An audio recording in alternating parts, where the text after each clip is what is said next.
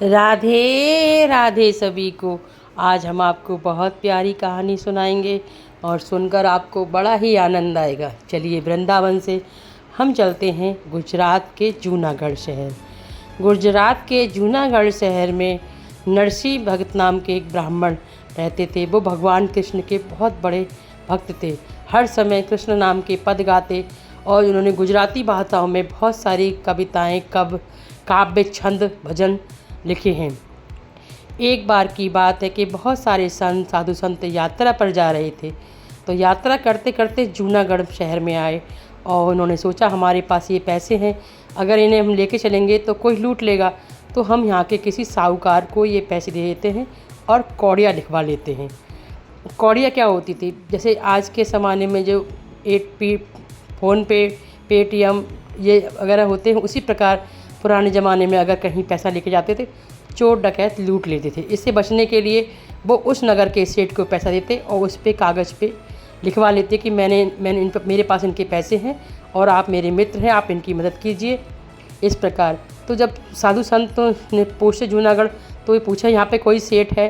तो वहाँ के लोगों ने मजाक करते हुए कहा यहाँ पर तो नरसिंह सेठ रहते हैं और उनके मित्र द्वारिकाधीश में श्यामल रहते हैं, आप उनके पास जाइए, वो आपकी मदद करेंगे। सभी साधु संत मिलकर नरसिंह जी के द्वार पर गए। जब नरसिंह जी ने साधु संतों को देखा तो मन में बहुत खुश हुए। बोले जहाँ संत आते हैं वहाँ स्वयं भगवान आते हैं, संतों में भगवान का वास होता है। उन्होंने खूब सम्मान किया। संतों ने कहा कि आप नरसिंह सेठ हैं? तो संत नरसिंह जी हाथ जोड़कर बोले मैं नरसिंह सेठ नहीं हूँ, मैं तो मामूली इंसान हूँ। कि तुम्हारी वहाँ पे द्वारिकाधीश में किसी उनसे श्यामल सेठ से जान पहचान है? तो नरसिंह बोले मैं द्वारिकाधीश में किसी को नहीं जानता। हाँ, एक कृष्ण जी रहते हैं जो द्वारिकाधीश में कृष्ण भगवान है, केवल मैं उन्हीं के पद गाता हूँ, उन्हीं की भक्ति करता हूँ। लेकिन साधु संत कहाँ मानने वाले थे। वो बोले आप ऐसा करो, हमें कौड़िया लिख कर दे दो, वो हमें पैसा दे देंगे, आप हमारा पैसा रख लो। नरसिंह जी ने कई बार मना किया। जब नहीं माने तो नरसिंह जी ने उनके पैसे लिए और उन्हें एक कागज़ पर लिख दिया, हे श्यामल सेठ, ये साधु संतों को मैं आपके पास भेज रहा हूँ, आप इनकी मदद कीजिए। और इन्होंने मुझे अपने 700 रुपये दे दिए, आप उन्हें उसके बदले में वहाँ पर दे दीजिए द्वारिकाधीश में। इतनी बात लिखने के बाद जो 700 रुपये मिले थे उनसे नरसिंह जी ने भंडारा कर दिया जूनागढ़ में। जब भंडारा किया तभी एक आदमी चिढ़ गया और उसने कहा कि नरसिंह जी तो बहुत पैसे वाले हैं, कल नहीं परसों फिर भंडारा करेंगे। नरसिंह जी के पास पैसे बच गए, उन्होंने भंडारा कर दिया। उसके बाद साधु संत थे जब द्वारिकाधीश पहुँचे कई दिनों बाद, तो वहाँ जाकर वह श्यामल सेठ को खोजने लगे। खोजते खोजते सबसे पूछते यहाँ पर कोई श्यामल सेठ रहते हैं? सब ने कहा यहाँ पर कोई श्यामल सेठ नहीं रहते। उन्हें याद आ गई, नरसिंह मेहता जी ने कहा था श्यामल सेठ ऐसे नहीं मिलते, बड़ी मुश्किल से मिलते हैं, अगर आपको मिलना है तो उनसे प्रार्थना करनी होगी और मनोभाव से मिलते हैं। ऐसे कहने के बाद जब साधु संतों को पूरे दिन नहीं मिले तो एक स्थान पर शाम को बैठ गए और उनकी आंखों से आंसू आने लगे। उन्होंने सोचा हमारे पास पैसे नहीं हैं, अब यहाँ दान पुण्य तीर्थ यात्रा कैसे करेंगे। तभी थोड़ी देर बाद एक वहाँ पर सेठ आए और उन्हें साधु संतों को प्रणाम करते हुए बोले, आप सभी को मेरा द्वारिका नगरी में आपका स्वागत है, मैं आप सबको प्रणाम करता हूँ, मैं श्यामल सेठ हूँ। श्यामल सेठ का नाम सुनकर सभी संत बहुत खुश हो गए।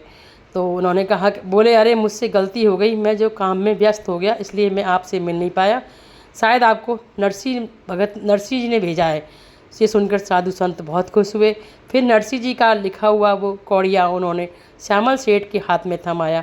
उन्होंने पढ़ा, उसमें लिखा था कि मैं नरसिंह, जूनागढ़ से नरसिंह लिख रहा हूँ, आप मेरे पास ये साधु संतों के पैसे रखे हुए हैं, आप बदले में इन्हें पैसे कौड़िया ले लीजिए और कौड़िया दे दीजिए।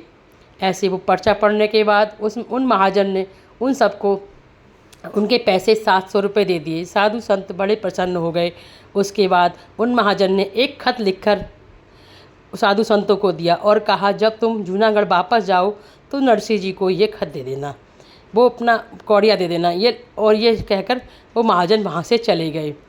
वो चले जाने के बाद साधु संतों ने अपनी यात्रा पूरी अच्छी खुशी अपनी यात्रा पूर्ण की। यात्रा करने के बाद जब वो अपने काफ़ी दिन हो गए, तो वापस जब जूनागढ़ गए तो उनके हाथ में वही कागज़ था। जब जूनागढ़ पहुँचे, जूनागढ़ पहुँचने के बाद सबसे पहले वो नरसिंह भगत के पास गए और बोले, धन्यवाद, आपके मित्र श्यामल सेठ तो बहुत अच्छे हैं, उन्होंने हमारी बहुत मदद की। पहले दिन तो हमें मिले नहीं, लेकिन जब हम ढूंढते रहे, जब हम ढूंढते एकांत स्थान पर बैठ गए तो वो हमारे पास आए और उन्होंने हमारी सब व्यवस्था की, हमें पैसे दिए और ये आपके लिए एक कौड़िया दे दिया है। नरसिंह जी ने कहा, दिखाओ। नरसिंह जी ने जब खोल के देखा तो उसमें लिखा हुआ था, हे नरसिंह, हे नरसिंह, मेरे नरसिंह भगत, तुम मेरे इतने बड़े भक्त हो, तुम एक बार क्या तुम हज़ार लाखों बार कौड़िया भेजोगे तो मैं तुम्हारी मदद अवश्य करूँगा। जब ये नरसिंह जी ने ऐसा लिखा पाया तो उनकी आँखों से झरझर आंसू बहने लगे, उनके आंसू बहने लगे। उनके आंसुओं को देखकर साधु संतों ने कहा कि आपके इतने प्रिय मित्र थे और आप उनके कौड़िया पढ़कर आपकी आंखों में आंसू आ रहे हैं, ये तो बड़ी अच्छी बात है। आप उन मित्र से कब से नहीं मिले हो। इतना सुनने के बाद नरसिंह भगत की आंखों में और ज़्यादा आंसू आने लगे और ज़ोर ज़ोर से रोने लगे।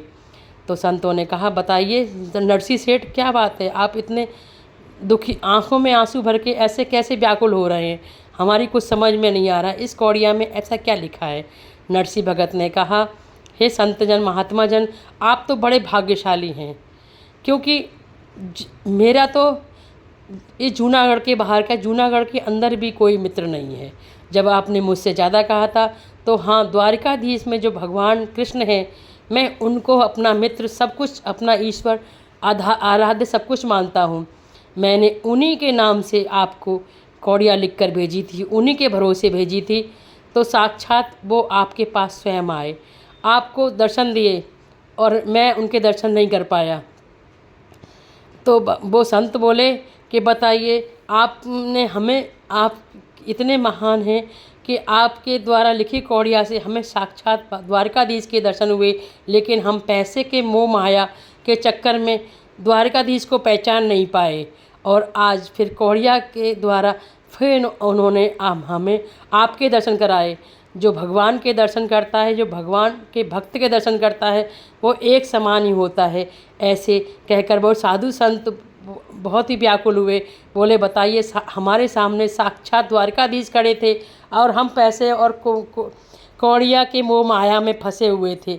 भगवान, देखो नरसिंह जी, तुम कितने महान आदमी हो, तुमने ना दर्शन करके भी तुम्हारे भगवान ऐसे हैं, तुम्हारी मतलब एक इच्छा को पूरा करने के लिए हमारे सामने प्रस्तुत हो गए। ऐसा कहने के बाद उन संतों की आंखों से भी आंसू बहने लगे और वो सोचने लगे, देखो हम अपने मोह माया जाल में ऐसे फंस जाते हैं कि भगवान को नहीं पहचान पाते हैं और भगवान अपनी भक्त की मदद करने किसी न किसी रूप में आते हैं।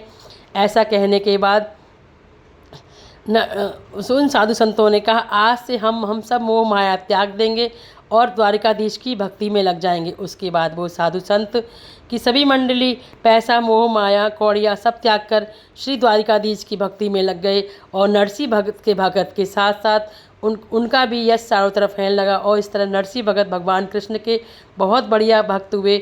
और कहते हैं, देखो दुनिया तो भगवान पे सब कुछ न्यौछावर करने को तैयार होती है, लेकिन एक भगवान है जो द्वारिकाधीश हैं, जो नरसिंह की एक कौड़िया के लिए स्वयं प्रस्तुत हुए और उन्होंने कहा कि तुम्हारे लिए एक क्या हज़ारों कौड़ियाँ, लाखों कौड़ियाँ तुम्हारे लिए मैं दूंगा, मदद करूंगा। ऐसे द्वारिकाधीश हैं, ऐसे नरसिंह जी के भक्त हैं। आपको मेरी ये नरसिंह जी के भक्त और भगवान की कहानी कैसी लगी?